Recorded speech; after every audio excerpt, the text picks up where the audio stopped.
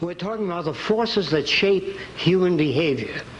I believe that all human behavior is lawful. That the reactions and values that all people have are perfectly lawful to the environment that they come from.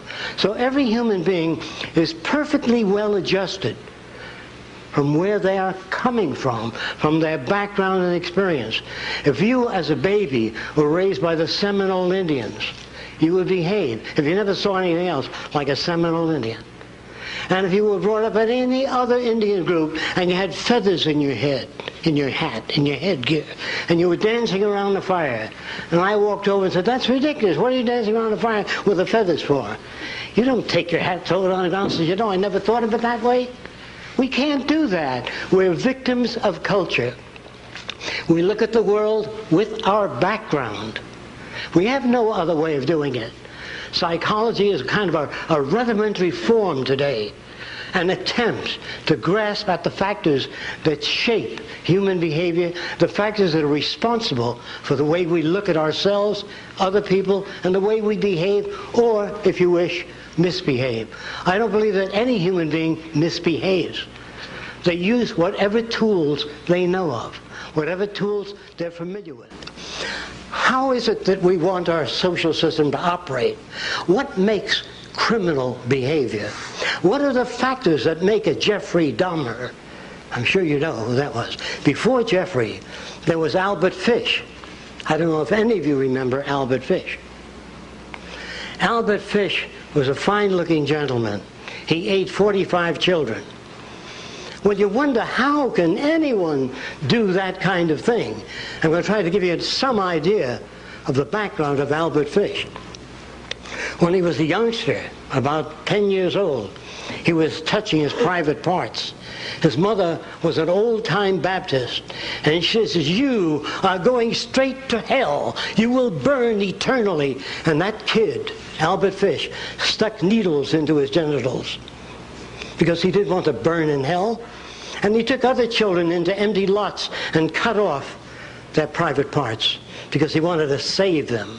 If you're brought up in a distorted environment, which we all live in today, any judge that raps the gavel and says 30 years is an ignoramus because he has no idea of the factors that shape human behavior. When you become aware, if you bring up a healthy boy with about 6 women, and one of the girls says, "Oh, did I see a gorgeous hat?" that boy will pick up the same mannerisms, same facial expressions, and say, "Oh, I just love that hat." Because if that's the environment, and you're brought up in Italy, you say, "Hey, what's the matter? You like or you don't like?" In other words, it depends on where you're brought up. Did you know that Lincoln was Irish? It depends on your group and the values that you exchange. Just before the public library in the United States, people said, "Well, you can't really do that. The people never bring back the books. They'll keep them. They won't return them." Of course, all that was incorrect. I want to build a library where any child can walk in, check out a camera, check out art materials, check out water skis, make things available. People don't steal. No one's going to hit you on the head to take your watch off if it's available. Well, how are you going to pay for this central library that gives children these things for nothing? Well, it cost about $50,000 to keep a kid in jail 1 year. An adult, $75,000 a year. Food, clothing, shelter, dental care. Isn't it easier to do it in a different way? I would love to go to Mexico and say, "What's your problem?" They say, "Well, senor, we don't have the modern machinery you have." Give them modern machinery. Build schools for them. And they won't be coming over the border. What makes them come over the border? Hunger, lack of employment. They say, "Oh, it's the goddamn Mexicans, you know what they're like." Oh, there's nothing like that. Everything is shoved by something else. You are told that a tree falls over. You were told that a sailboat sails. A sailboat cannot sail unless acted upon by a resident force called the wind. A tree does not fall. If it rains and it's asymmetric and the soil becomes loose, gravity does the rest. The tree doesn't fall. Plants do not grow. They require radiant energy, nutrients, water. Stop any of those things and the plant stops. Human beings are not self-operating entities. We are operated by many resident forces. Of course, many of us are not aware of that. It looks like we're perfectly free, making our own decisions. I know I think for myself. I'm sure you do. That's an illusion. When you break the patterns that have been established by existing society, you begin to move people in a new direction. Now, a psychologist in one session said that, well, I know two children that came from the same environment, and if environment is everything, one turned out to be a gangster, the other a minister. If environment is everything, how do you get those differences? The minute you pick up one child and start playing with it, and the other stands there with that lip out, you're making jealousy and envy. There's no such thing as the same environment. So when I pick up my little girl, I pick up my older little boy. You never work with one child. Why can't you keep your area clean? Your brother does all the time. You leave all your things around. Well, when he trips and falls down the stairs, his brother smiles. An inhibited smile, of course. But he does smile.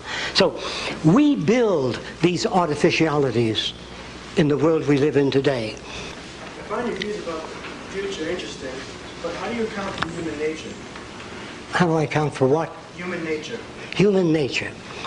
Human nature is the way people have found other people to behave over many long years. They appear to manifest greed, jealousy, envy, even animals. If you take a cat and put it on your lap in the presence of the dog may growl. And a psychologist, that's what I mean by the nature of the beast. So I said, come on down to my lab in about a week. So I picked up my cat, put it on my lap, and the dog's tail starts wagging. Because you reinforce the dog before you pick up the cat and put it. The cat is a threat to the dog's security. The dog wants you to pet it, not the cat. So you give the dog these ambivalent feelings. But you can have 15 kids in the room without jealousy, without envy. It is not human nature. It's human behavior that's shaped by culture. If, like I said, if you were brought up in China years ago, you'd walk with your hands in your sleeves and shuffle and wear a long pigtail. And so, well, that's human nature. That's not. That's the influence of environment on your behavior. Dancing is the same thing. Dances change over a period of time. Music changes over time. So there is really no human nature. Think about it. Toss it around. There is varying degrees of human behavior. If we wish to understand the factors that generate our value system, that generate the way we look at the world, we have to go back in time and study these things.